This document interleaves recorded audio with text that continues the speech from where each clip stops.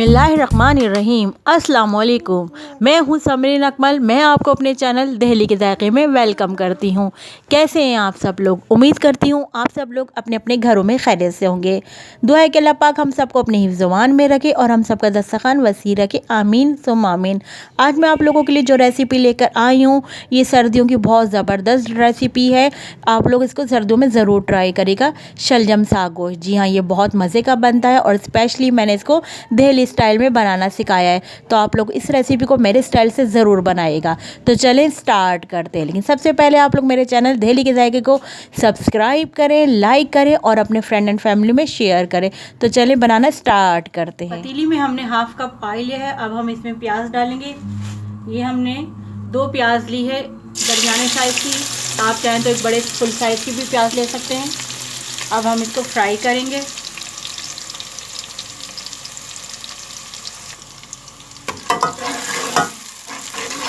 इसको हम सुनहरा फ्राई करेंगे।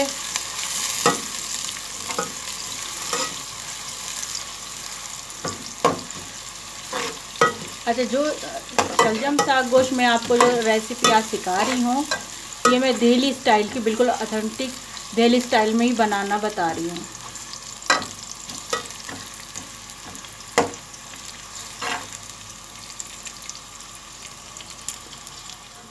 प्याज को हम सुनहरा गोल्डन ब्राउन होने तक फ्राई करेंगे।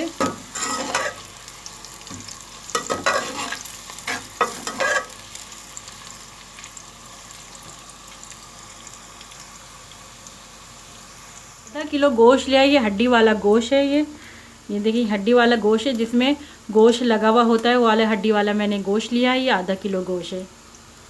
1 स्पून में अदरक लहसुन का पेस्ट डाला।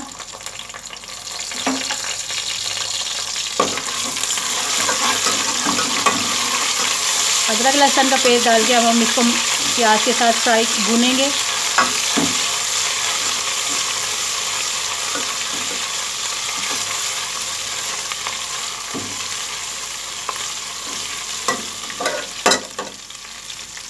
अदरक लहसुन का पेस्ट डाल के हमने इसको प्याज के साथ फ्राई कर लिया अदरक लहसुन के पेस्ट को। अब हम इसमें पानी डालेंगे।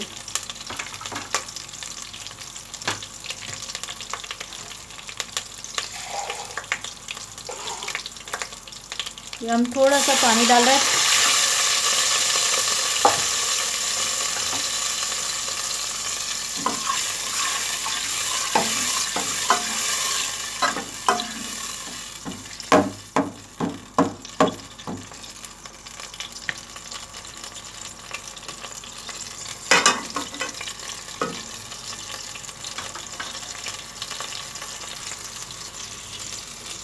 अब हम इसमें गोश्त डालेंगे।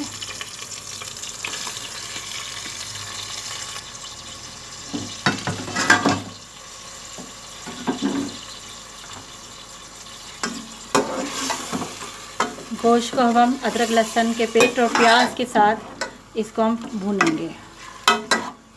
थोड़ा कलर चेंज होने तक हम इसको गोश्त को पकाएंगे।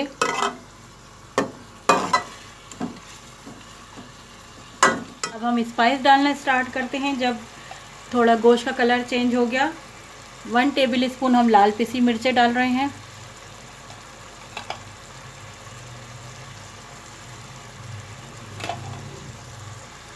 वन टेबल स्पून हम पिसा हुआ धनिया डाल रहे हैं। 1/4 टीस्पून हल्दी डाल रहे हैं हम।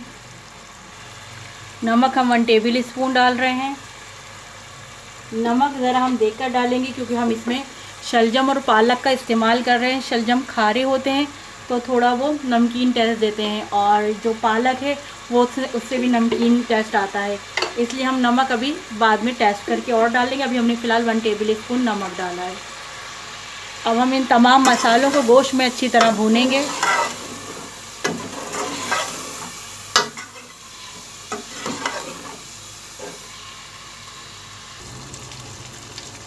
अब हम इसमें 3 to 4 टेबल स्पून दही डाल रहे हैं।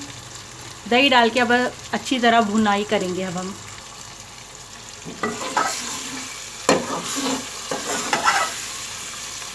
दही को अच्छी तरह भुनेंगे हम गोश्त के साथ और मसालों के साथ।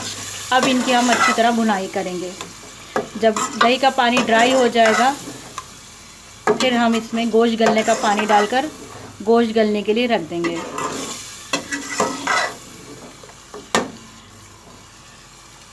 जब गोश्त अच्छी तरह भुन गया तो अब हम इसमें गोश्त गलने का पानी डालेंगे।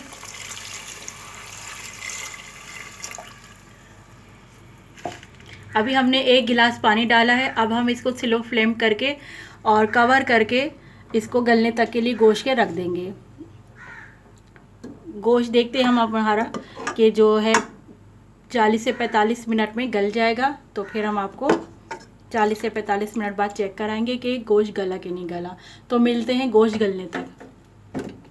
हमने ये आधा किलो शलजम लिए हैं और ये शलजम को हमने पहले छीला, फिर उसके बाद धो लिया था, उसमें काट लिया है। ये नज़र आ रहा है और इतने थिन काटे हैं, देखें आप, ये देख रहे हैं, इतने थिन होने चाहिए ताकि गलने में आसानी रहे। सबको हमने इसी तरह काट लिया है। अब हम इसको पतीली में डाल देंगे गलने के लिए।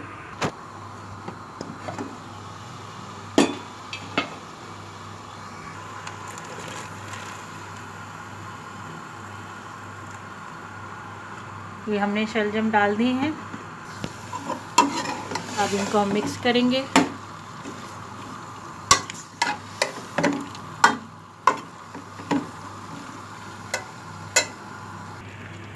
फ्लेम स्लो करके अब हम इसको कवर करके शलजम गलने तक के लिए रख देंगे। शलजम को पकते हुए 30 से 40 मिनट हो गए हैं। हमने इसमें पानी बिल्कुल भी नहीं डाला, ये शलजम अपने पानी में खुद ही पकते रहे। इस तरह हम शलजम को अब मैश करते रहेंगे, क्योंकि देखें ये अपने पानी में कितने आराम से गल गई हैं और ये सॉफ़्ट हो गई हैं। अब हम इनको मैश करते रहेंगे, हम इनको आराम से मैश करते रहेंगे। अच्छा, अब हम क्या करेंगे, हम इनकी जो हमने बोटियाँ गोश्त डाला है, हम इन गोश्त को निकाल लेंगे, एक अलग बाउल में निकाल लेंगे ताकि ये आराम से शलजम मैश होते रहें। ये देखिए हमने गोश्त की बोटियाँ निकाल ली हैं। अब आराम से हम इसको मैश करते रहेंगे। आप चाहें तो मैशर से भी इसको मैश कर सकते हैं और इस तरह जैसे मैं कर रही हूँ स्पून से, इस तरह भी आप कर सकते हैं आराम से। ये बहुत अच्छा लगता है इस तरह घुटा हुआ शलजम पालक गोश्त। और आपको मैं ये दहली की बहुत ज़बरदस्त रेसिपी बता रही हूँ। बाज़ लोग शलजम साबुत डले नुमा रखते हैं, लेकिन दहली वालों में इस तरह शलजम को मैश करके घुटी हुई बनाई जाती है। आप देखिएगा, ये आप जब ट्राई करेंगे ना तो ये टेस्ट में भी आपको बहुत फ़र्क नज़र आएगा। ये बहुत ज़बरदस्त टेस्टी बनती है और ख़ास तौर पे दहली स्टाइल से बनाइएगा। दिल्ली स्टाइल से बनाइएगा तो आपको ये बहुत ज़बरदस्त लगेंगी आपको ये खाने में भी। और ये सर्दियाँ आती ही ना, बस मैं तो इसको बनाना ही शुरू कर देती हूँ क्योंकि मुझे बहुत पसंद है ये शलजम साग गोश्त। आप भी ज़रूर बनाइएगा इस मेथड से, लेकिन दिल्ली के मेथड से ज़रूर बनाइएगा, बहुत मज़े की लगेंगी आपको ये रेसिपी। ये देखिए हमने इस तरह सारे शलजम को चमचे से तोड़ लिए हैं, अच्छी तरह मैश कर लिया हमने सारे शलजम को। अब हम इसमें पालक डालेंगे। लो है ये, इसको अच्छी तरह हमने वॉश कर लिया है काट के।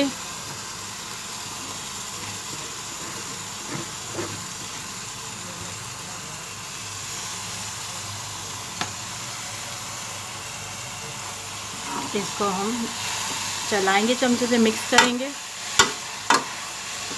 अब पालक अपना पानी रिलीज़ करेगा, इसलिए हम इसे कवर करके थोड़ी देर के लिए पकने के लिए रख देंगे ताकि अपने पानी में पालक खुद ही गलती रहे।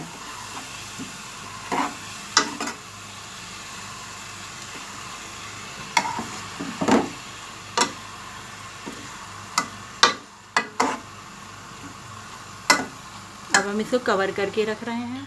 इस तरह थोड़ी थोड़ी देर में हम चमचा चलाते जा रहे हैं और शलजम साग गोश्त को भूनते जा रहे हैं। इसका सारा मेन जो काम है इसकी भुनाई है कि हमने इसको अच्छी तरह भूनना है जब तक इसका घी ऊपर ना आ जाए। अच्छा, मैं आपको एक बात बता दूं कि जब आप शलजम साग गोश्त या कुछ भी शलजम की कोई सी भी रेसिपी बनाएं जिसमें आप शलजम को यूज़ करें, तो इसके लिए मैं आपको एक टिप बता दूं कि शलजम जो है खारे होते हैं। अगर आपको किसी भी रेसिपी में, किसी भी खाने में शलजम खारे लगें तो आप क्या करें, थोड़ा सा गुड़ का टुकड़ा डाल दें। इससे क्या होगा कि खाने में से आपके शलजम का जो खारापन है वो दूर हो जाएगा। शलजम साग गोश्त को हमने अच्छी तरह भून लिया है, जैसे आपको पतीली से नज़र आ रहा होगा कि हमने इसकी कितनी अच्छी भुनाई करी है, क्योंकि इसका मेन फोकस ही इसकी अच्छी तरह भुनाई है शलजम साग गोश्त की। अब हम इसमें हरी मिर्ची काट के डाल के दम पे रख देंगे। खाने को अच्छी तरह भून लिया शलजम साग गोश्त को। अब हम डिश आउट कर रहे हैं। शलजम साग गोश्त को मैंने डिश आउट कर लिया। ये बहुत ज़बरदस्त, बहुत मज़े का, बहुत यमी है। बिल्कुल मैंने दिल्ली स्टाइल से बनाया है बिल्कुल। आप ज़रूर ट्राई करिएगा, मुझे ज़रूर फीडबैक दीजिएगा। आप इसको चावल के साथ खाएं तो चावलों के साथ भी बहुत मज़े का लगता है, घर की चपाती के साथ भी इंजॉय कर सकते हैं आप ये। हर तरीके से ये बहुत मज़े का लगता है। और बिल्कुल मेरे मेथड से आप लोग बनाइएगा, मुझे ज़रूर फीडबैक दीजिएगा कि आप लोगों की कैसे बनी। चलती हूँ नेक्स्ट रेसिपी तक के लिए मुझे अपनी दुआओं में याद रखिएगा। जब तक के लिए अल्लाह हाफिज़।